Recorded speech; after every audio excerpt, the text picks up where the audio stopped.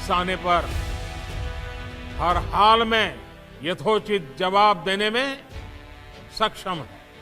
कोई भी देश अगर भारत की संप्रभुता को चुनौती देगा तो उसे मुंहतोड़ जवाब दिया जाएगा।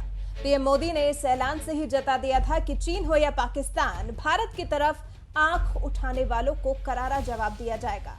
जब देश का प्रधानमंत्री ऐसा बेखौफ हो तो देश के जवानों में जोश तो दोगुना होगा ही। वैसे भी जब बात दुश्मनों को जवाब देने की हो तो भारतीय जवान रौद्र रूप में आ ही जाते हैं। सेना के इसी रौद्र रूप का सामना पड़ोसी देश चीन की सेना को करना पड़ा, जिसके 18 जवानों की गर्दन भारतीय जवानों ने मरोड़कर तोड़ दी। भारतीय जवानों का यह गुस्सा अपने कमांडिंग ऑफिसर कर्नल बी संतोष बाबू के शहीद होने के बाद देखने को मिला।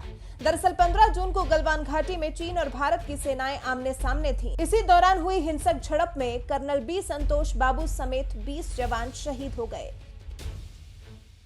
इस घटना के बारे में द एशियन एज अखबार ने सूत्रों के हवाले से खबर दी है कि अपने सीओ की शहादत से गुस्साए भारतीय सैनिकों ने एक एक कर 18 चीनी सैनिकों की गर्दनें तोड़ दी। एक सैन्य अधिकारी ने बताया कि कम से कम 18 चीनी सैनिकों की गर्दनों की हड्डियां टूट चुकी थीं और सिर झूल रहे थे।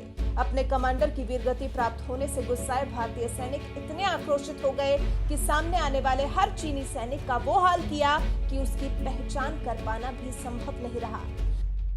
द एशियन एज अखबार के सैन्य सूत्रों के हवाले से खबर है, इस लड़ाई में बिहार रेजिमेंट के जवानों ने अपने भीतर की क्षमताओं का इस्तेमाल किया। भारत के जवानों को ऑर्डर मिले थे कि वो गलवान में बनाए गए चीनी सैनिकों द्वारा टेंट को हटाने की पुष्टि करें। इसी को देखते हुए कर्नल बी संतोष बाबू जवानों के साथ घटनास्थल पर पहुंचे। उन्होंने देखा कि चीनी सेना ने वहां से टेंट को नहीं हटाया तो उन्होंने इसका विरोध किया। इसी बीच बड़ी तादाद में वहां पर मौजूद चीनी सैनिकों ने उन पर हमला कर दिया, जिसके बाद भारतीय सैनिकों ने भी मोर्चा संभालते हुए उनको जवाब देना शुरू किया। हिंसक झड़प में कमांडिंग ऑफिसर कर्नल बी संतोष बाबू शहीद हो गए तो बिहार रेजिमेंट के सैनिकों के धैर्य का बांध टूट गया। चीनी सैनिकों की तादाद बहुत ज्यादा थी, जिसके बाद भारतीय फौज ने पास की टुकड़ी को इस बारे में जानकारी दी और मदद मांगी। जब पहुंचा बिहार रेजिमेंट और घातक दस्ता। द एशियन एज की खबर के मुताबिक मदद की सूचना मिलते ही भारतीय सेना का घातक दस्ता मदद के लिए वहां पहुंचा। बिहार रेजिमेंट और घातक दस्ते के सैनिकों की कुल तादाद सिर्फ 60 थी, जबकि दूसरी तरफ दुश्मनों की तादाद काफी ज्यादा थी। ये लड़ाई लगभग 4 घंटे तक चलती रही। चीनियों के पास तलवार और रॉड थे, जिनको छीनकर भारतीय सैनिकों ने उन पर हमला करना शुरू कर दिया। बिहार रेजिमेंट के जवानों का ये रौद्र रूप देखकर सैकड़ों की तादाद में मौजूद चीनी भागने लगे और घाटियों में जा छिपे, जिसके बाद भारतीय जवानों ने उनका पीछा करते हुए उन्हें पकड़ पकड़ कर मारा। इस दौरान भारतीय सैनिक चीन के अधिकार क्षेत्र में पहुंच गए थे, जिन्हें बाद में चीन ने वापस भेजा।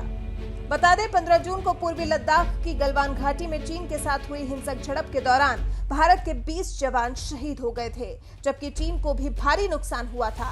उसके 40 से ज्यादा जवानों के हताहत होने की खबर है। जिस तरह से the Asian age Bihar regiment के रौद्र रूप की दास्तां बता रहा है, उससे इस बात से इनकार नहीं किया जा सकता कि चीन के 40 से ज्यादा जवान हताहत हुए हैं। पीएम मोदी ने भी बिहार रेजिमेंट की तारीफ करते हुए कहा था, लद्दाख में हमारे वीरों ने जो बलिदान दिया है, ये पराक्रम बिहार रेजिमेंट का है। हर बिहारी को इसका गर्व होता है।